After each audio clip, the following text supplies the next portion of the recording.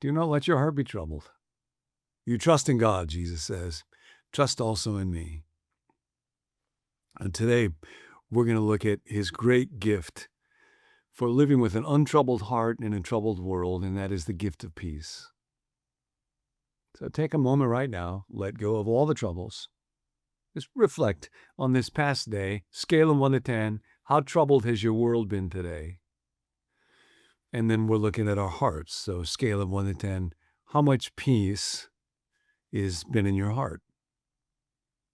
I'll remind you of a wonderful definition of peace from our pal Dallas Willard, who, by the way, is one of the most peace-filled people that I have ever known. He said, peace is the rest of will that comes from the assurance of how things will turn out.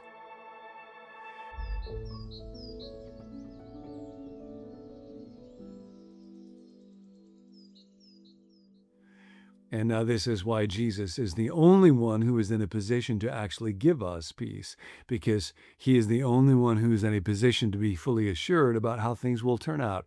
His Father made this world, and he is running this world, and so he's in a position to give us peace that we cannot get anyplace else.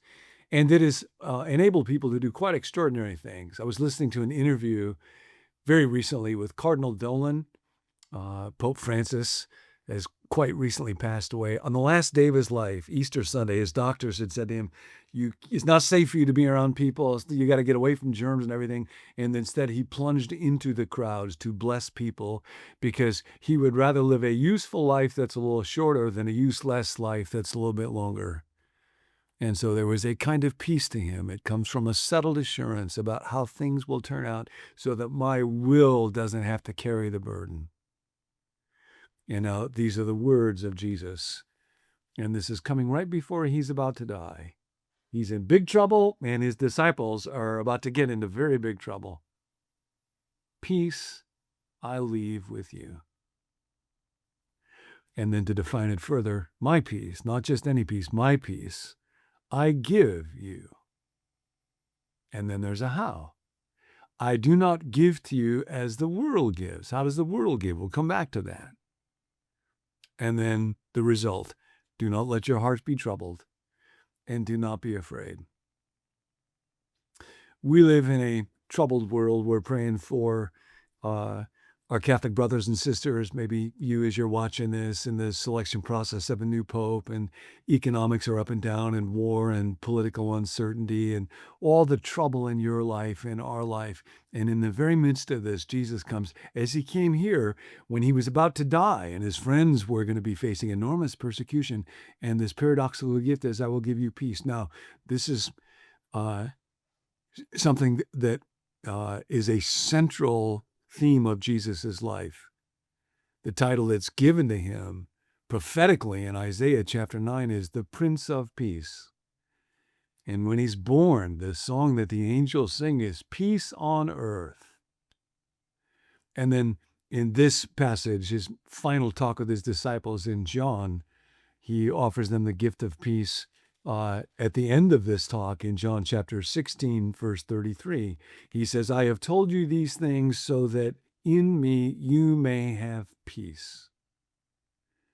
In this world you will have trouble, but take heart, I have overcome the world. So his prediction is, in the world, trouble. It's a trouble-filled world, but I want you to have a trouble-free and untroubled, a peace-filled heart. And then of course, after his crucifixion, when he comes to the disciples and they are in a room with the doors locked because they're afraid of what's going to happen, his statement to them is peace. And they're overjoyed. And then he says it a second time, peace. So over and over and over, this is his gift. He is the peace-filled Messiah. And his gift to you today is peace. Now he says, not as the world gives. How does the world give? Well, let's talk about that for a minute. Generally, the world will give peace by trying to offer you peace-filled circumstances. I mentioned recently Daniel Kahneman, the brilliant professor, just recently passed away. In his book, Thinking Fast and Slow, he writes about the illusion that peace-filled circumstances could make us peace-filled people. And he actually talks about what he calls the focusing illusion. That is, nothing in life is as important as you think it is when you're thinking about it. When you think about it, you think, if I just had this object, this purchase, this job, this circumstance, then I would be content. And it leads to what Daniel Gilbert calls, wonderful word, miswanting. Miswanting. I inaccurately predict that if I had this thing that I think I want, then it would bring peace to my life. Here's what Kahneman writes. The origin of this idea, the focusing illusion, was a family debate about moving from California to Princeton, in which my wife claimed that people are happier in California than on the East Coast. Nancy, close your ears. I argued that climate is demonstrably not an important determinant of well-being. The Scandinavian countries, are probably the happiest in the world.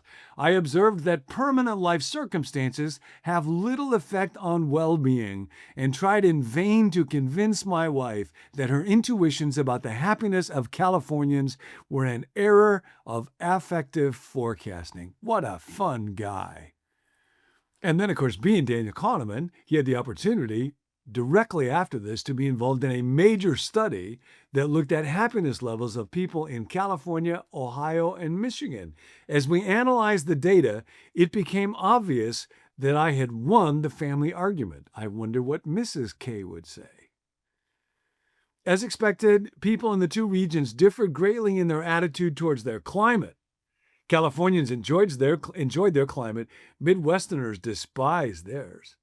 But climate, might substitute the word circumstances, were not an important determinant of well-being. Indeed, there was no difference whatsoever between the life satisfaction of people in California and in the Midwest. We also found my wife was not alone in her belief that Californians enjoy greater well-being than others.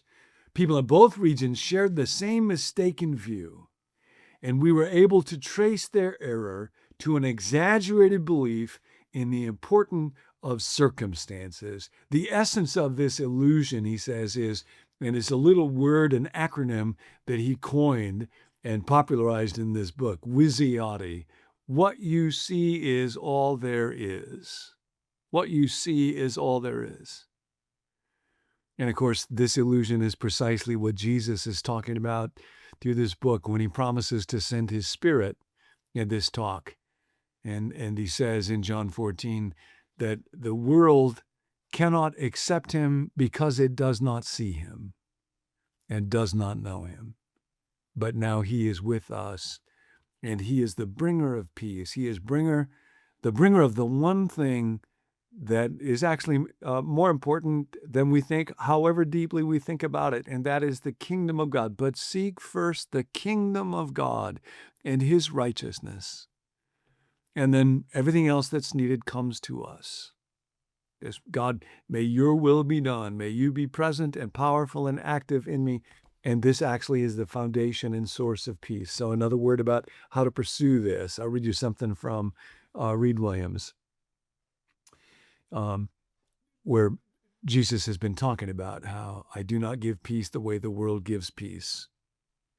The way that we tend to seek peace in this world is peaceful circumstances. And you're apt to think right now, if I didn't have this problem, if I could answer this question, if I could solve this difficulty, if I could escape this pain, if I didn't have to face this fear. Reed Wilson, all of us seek comfort. We each want to feel relaxed when it's time for relaxation. Everybody wants to feel confident in the outcome of our projects. Remember, peace is the rest of will that comes with the assurance of how things will turn out, outcomes. So, what we tend to do, Reed writes, is we seek comfort, safety, reassurance, security. But if we continue to use this approach, safety seeking, to solving our difficulties by avoiding and resisting, and seeking the comfort of certainty, we are inviting long-term problems. What we resist will persist. There is a competition between 2 points of view within you. And again, I will trace this back in ways that Reed won't necessarily, to peace the world offers, peace that Jesus offers. When your primary perspective in life is you should remove all doubt and all insecurity, your growth will be limited. And Jesus is very concerned about our growth. When you believe you should focus on getting rid of symptoms, the feeling of fear and insecurity, and getting rid of being scared, that viewpoint will keep you stuck. If you want to take on any specific challenge, the best perspective is a paradoxical one. Go toward uncertainty and distress and away from confidence and security. You must face difficulty. It is the only way that any one of us learns. Die to self.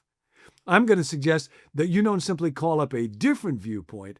I'd like you to call up an absolutely opposite viewpoint. You're going to love this. One that can be reflected on in 2 words, and you can already guess what they are. Want it, want it, want it. Want what you don't want.